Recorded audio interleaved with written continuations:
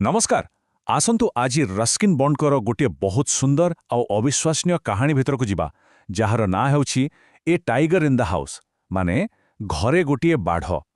ए कहानीटा आमको मनीष आउ जंगली जीवन को भितर थिबा सेही जटिल संपर्कर कथा कहिबो जहा सुनिले आश्चर्य लागिबो। केबे भाबिछंती जदि गोटे बाघ छुआ को आनी आमे घरे पोषा कुकुर भଳି पालिबा ताहले कोन हबो? आम भल पाइबा आम जत्न कौन गोटे बणुआ जंतुर प्रकृत स्वभाव को बदली पारिबो? हुए तो हाँ हुए तो ना। आउ प्रश्नटा को नहीं ही आमर आजिर पूरा कहानी।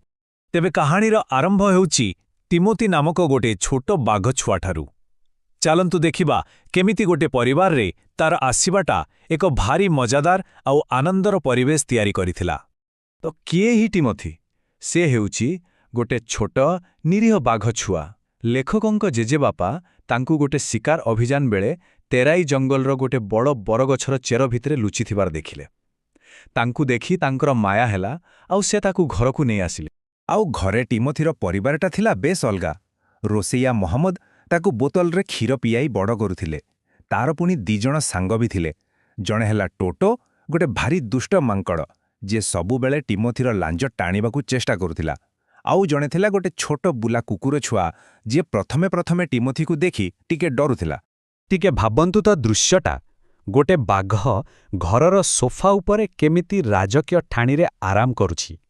एथिरु जଣା पडुछि जे टिमोथी केते शीघ्र से परिवेश रे मिसी जाइथिला जेमिति से सेही घरर जणे सदस्य। किंतु एही शांति आउ खुशीर समय बेसी दिन रहिलानी। धीरे धीरे टिमोथी बड़ हेबाकु लागिला आउ ता सहित आरंभ हेला किछि एमिति परिवर्तन जहा समस्तंकु चिंतारे पकेदेला। एबे देखंतु केमिति जिनिस बदलै गला। छोट बेले टिमोथी जेमिति स्नेही थिला मात्र 6 मास परे से आउ सेमिति नथिला।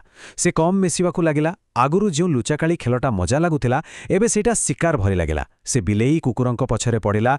एमिति कि जो रुसैया ताकु एटे स्नेह करुथिले तांकुरी से एमिति भाबरे देखिला जेमिति ता मनरे किछि खराब चालिछि। तो ता भितरर जंगली स्वभावटा धीरे धीरे बाहरकु आसिबाकु लागिला। टिमोथीर एई बदलुथिबा स्वभावकु देखि जेजेबापा गोटे बहुत कठिन आउ दुखद निष्पत्ति नेबा पाई बाध्य हेले। यह सतरे गोटे बहुत कष्टकर निष्पत्ति थिला। निजरा एते प्रिय जीवटीकु निजठारु दूरेई देबा केते जे कष्ट ता केवल से ही जानिथिबे। किंतु समस्तंक सुरक्षा पाई टिमोथीकु चिड़ियाखाना पठाइबा ही ठीक बोली से भाबिले। गोटे बड़ हेउथिबा बाघकु 200 माइल दूर नहीं जिबा किछि सहज काम नथिला। जेजेबापांकु तांको दुहिंक पाई गोटे पूरा फर्स्ट क्लास रेल डबा बुक करिबाकु पड़िला। लखनऊ चिड़ियाखाना वाला तो एते सुस्थ आउ भलरे पाळ होइथिबा बाघटे पाई बहुत खुशी होइगले। एठी गोटे बड़ प्रश्न आसुछि जेजेबापा जहा कले सेटा कोन ठीक थिला? जेउ जीवकु निज हातरे बड़ करिछंती ताकु पिंजरारे बंद करिदेबा केते दूर ठीक?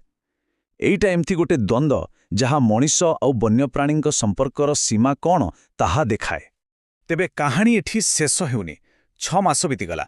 जेजेबापा तांको परिवार लोकंकु देखा करिबकु जाउथिले आउ बाटरे भाबिले थरे जाई टिमोथीकु देखि आसिबे। चिड़ियाखाना रे पहुंची जेजेबापा सीधा सेई पिंजरा पाखकु गले जेउठी टिमोथीकु रखा जाइथिला।